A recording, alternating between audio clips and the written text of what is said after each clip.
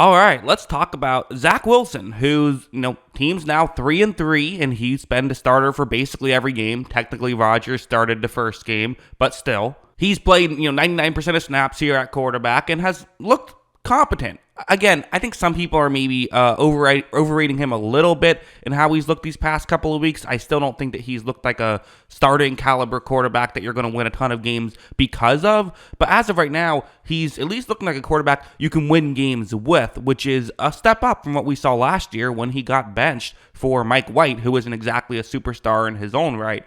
I think he's doing some nice things, and this is something that, there's a few just, I feel like, solid things. For one thing, finally starting to get some chemistry with Garrett Wilson now, and feels like those two, part of why you see the Zach Wilson kind of struggles is because hasn't fully gotten the chemistry down with Garrett Wilson for whatever reason. Well, we're seeing flashes. Wilson had a big day in this one. And it's something like this where it's going to be a one-on-one matchup on the outside. The Jets are going to run a play action.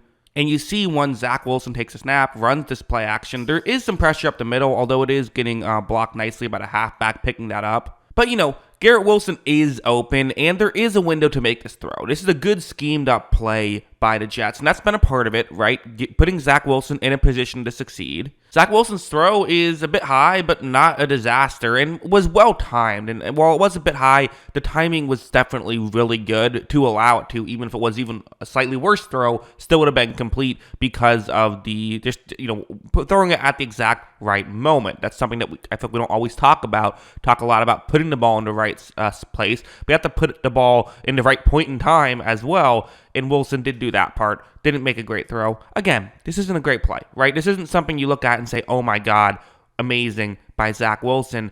But that's not what they need him to do right now. Their defense is playing out of its mind. They just need him to play solid. And I'll say this, going over here, we saw this play. These are a couple things he's putting on tape is the occasional splash play in his own right. Right? One of the big things at BYU was the outstanding plays he could make. Something like this, it's man coverage. So, okay, what does that mean? Well, it means a lot of things. For one, it might be hard to get a receiver open unless they can win their own one-on-one matchup, which is something the Jets have kind of struggled with the exception of, obviously, Garrett Wilson is awesome, but, the secondary receivers, over the past few years have struggled getting open consistently. But there's one other thing it means. It means that, on a typical zone coverage play, you have 11 players looking at the quarterback. In man coverage, you only have 6 players looking at the quarterback. It's the 4 players rushing the passer, and then the player who's covering over the middle, the safety who's covering deep. That's it. So when Zach Wilson takes the snap, he looks down, doesn't love what he sees, but is able to scramble outside the pocket. Now, like I said, there's still 6 players watching the quarterback. It's not like no one's watching the quarterback. So you still do have a player over the middle who can try and make this play. This is linebacker Nakobe Dean, who, a lot of people thought should have been a first-round pick, ended up falling a little bit in the draft, but still an interesting player. And so let's see what Zach Wilson's going to do here to try and pick up some yards on this 2nd down and 10. Well, as you see, this is going to be a really good job, working to the outside, diving, which don't know if I love that idea. But hey, diving towards the sideline with the ball forward, less dangerous when you're not going towards the end zone. Because again, if you fumble out of bounds here, you still keep the ball. One of those weird things where it hurts you to do it in the end zone for whatever reason. I don't get that rule, but that's a video for another day. These are still things that, Wilson can bring to the table. These are positives, and I actually think he should do this more. I think he should use his legs running more because I think it's a real positive in his game. Just stop running backwards and towards the sideline. Now he's running forwards and towards the first down marker, which is nice to see. Again, watch just something like this because, like I said, I do think the hype has gotten a little bit far. Well, he didn't turn the ball over in this game. He certainly could have, and it wasn't for a lack of trying at times. This was a bad play by Zach Wilson. Got away with one, which again, that's football, right? Sometimes you have a game where you maybe only have one turnover-worthy play, but turn the ball over 3 times. Sometimes you have 3 turnover-worthy plays and don't turn over the ball at all, right? That's just how it works. But in this play, it's going to be, you see the route on the screen, one-on-one matchup, something that on paper can work. Watch as Zach Wilson's going to take the snap. He looks over in that direction, and you see that the defensive back here for Philadelphia is definitely stepping in front. He's ready to jump this route, so got to be careful there. That's James Bradbury, a corner who's known for being a bit of a ball hawk. You just have to be careful in general on the outside playing against Philadelphia. Wilson is going to make this throw. Bradbury steps in front of that route. Could have been intercepted. Definitely, I would say got away with one there. It was a little bit far enough to the outside for it to not be an interception, but still, that's too dangerous of a throw for Wilson to make, in my opinion. Again, there's some mistakes. He's not playing perfectly clean football, but he's playing really good. Like, again, something like this, I think this is not the old Zach Wilson, right? Where it's zone coverage play. That's what the Eagles are running right here. As you see, Wilson's going to take the snap. He's going to scramble towards the top of the screen.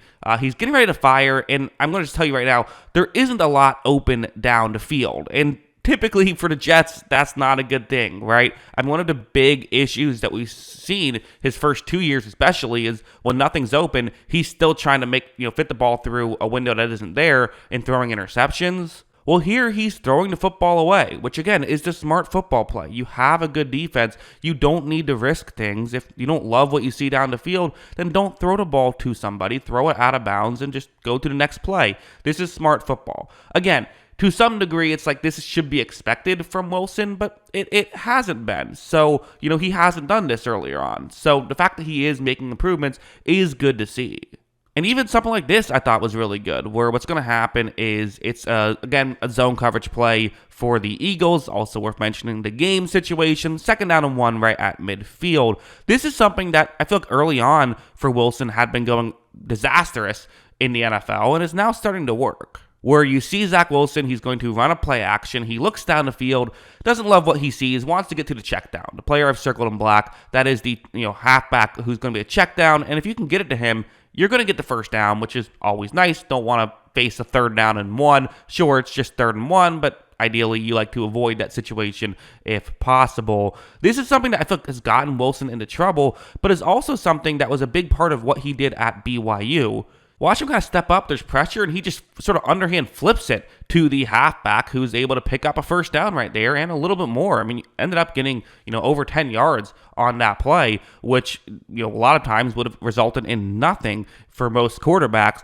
We saw these things kind of turn into turnovers early on in Wilson's career, but at BYU, he was doing this left and right, and sometimes it wouldn't work out then either, but this is part of where the Mahomes comparison came from, right, was that he would do these weird, wild, unorthodox things. I think some people act like everyone he was throwing to in BYU was constantly wide open. That's not the case at all. Guys were honestly hardly ever getting open at BYU. He had plenty of time to throw, but there was some, well, yes, it was a low level of competition. He also didn't exactly have Randy Moss and Calvin Johnson on the outside.